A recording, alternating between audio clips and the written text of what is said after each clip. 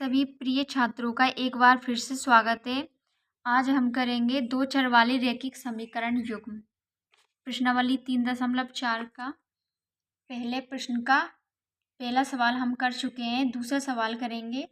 इसमें हमको क्या दिया गया है, निम्न समीकरण के युग्मों को विलोपन तथा प्रतिस्थापन विधि से हल कीजिए, कौन सी विधि अधिक उपयुक्त है। तो प्रतिस्थापन विधि हम कर चुके हैं, आज हम विलोपन विधि हल करेंगे, जिसमें पहले प्रश्न का पहला सवाल हम कर चुके हैं। आज हम करेंगे दूसरा सवाल, जो कुछ इस प्रकार है। 3x + 4y = 10 और 2x - 2y = 2, ये हमको दिया गया है। तो हम सबसे पहले इसको हल बराबर लिखेंगे। हल बराबर दिया है 3x + 4y = 10, इसे बना लेंगे हम समीकरण नंबर 1, और 2x - 2y = 2, इसे बना लेंगे हम समीकरण नंबर 2। और अब हम इसको हल करेंगे विलोपन विधि से। ये हमारे समीकरण हो चुके हैं, दोनों समीकरण नंबर 1 ये है और समीकरण नंबर 2 ये है।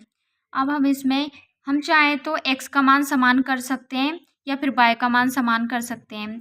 y के मान को समान करने के लिए हमें जो y का गुणांक है उसका गुणा समीकरण 1 में कर देंगे, या फिर x का मान यदि हमको समान करना है तो जो x का गुणांक है उसका गुणा हम समीकरण नंबर 2 में कर देंगे।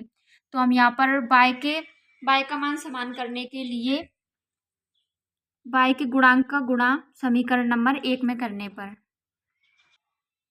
2 का गुणा समीकरण 1 में करने तथा जो समीकरण नंबर 1 में y का गुणांक है उसका गुणा समीकरण नंबर 2 में करने पर, तथा 4 का गुणा समीकरण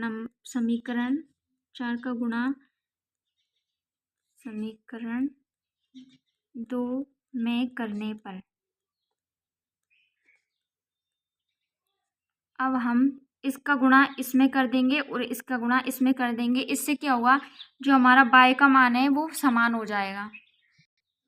तो यहाँ पर इसका गुणा करते हैं, चिन्ह से कोई मतलब नहीं है, सिर्फ y के गुणांक 2 का गुणा करना है।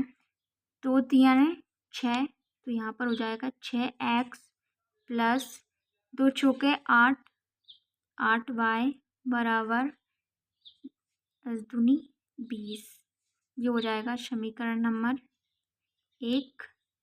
और इसका गुणा हम इसमें करेंगे, 4 दूनी 8, 8x माइनस का माइनस ही रहेगा, 4 दूनी 8y = 4 दूनी 8, ये हमारा समीकरण नंबर 2। अब हमको यहाँ पर देखना है y का जो मान है वो समान हुआ या नहीं। यहाँ पर हम देख सकते हैं y का मान समान है, यहाँ पर भी 8 है और यहाँ पर भी 8 है, और ये प्लस का 8 और ये माइनस का है। तो जब समान चिन्ह होते हैं तो हम हमेशा जोड़ते हैं। हम यहाँ पर लिखते हैं जोड़ने पर। जब असमान चिन्ह होते हैं तो हम उसे जोड़ते हैं, और जब यहाँ पर चिन्ह बिल्कुल समान होते हैं तो वहाँ पर हम घटाते हैं और हम चिन्ह बदल देते हैं। लेकिन यहाँ पर दोनों असमान चिन्ह है, ये एक दूसरे से ऐसे ही कट जाएंगे, इसलिए हम यहाँ पर क्या करेंगे, जोड़ेंगे। तो हम यहाँ पर लिखेंगे जोड़ने पर।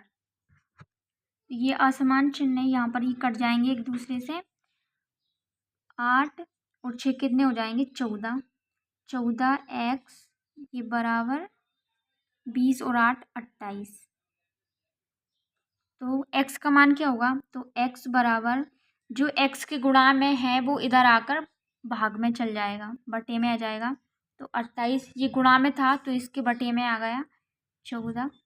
तो x बराबर 14 × 14 और 14 दूनी 28, तो x बराबर 2।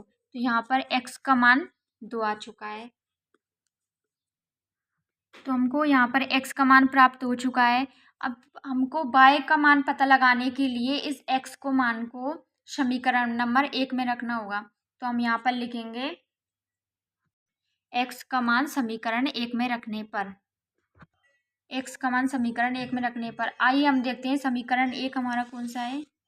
तो ये हमारा समीकरण नंबर 1 था, 3x + 4y = 10। इसमें हम x का मान रख देते हैं। तो हमने यहाँ पर x का मान रख दिया है, 3x + 4y = 10। तो 3 एक्स के स्थान पर 2 को रख दिया, प्लस के स्थान पे प्लस, 4y बराबर 10।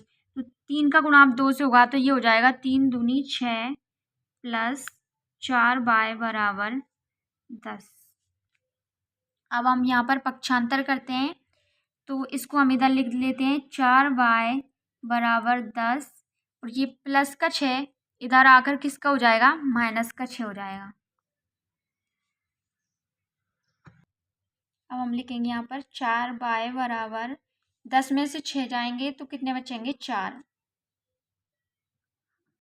आगे का हम यहाँ पर कर लेते हैं, तो 4y बराबर 4, तो यहाँ पर जो y के गुणांक में है ये इधर आकर किस में चल जाएगा, भाग में चल जाएगा। तो यहाँ पर हो जाएगा y बराबर 4, जो गुणा में है वो इधर आकर बटे में आ जाता है, तो यहाँ पर आ जाएगा 4।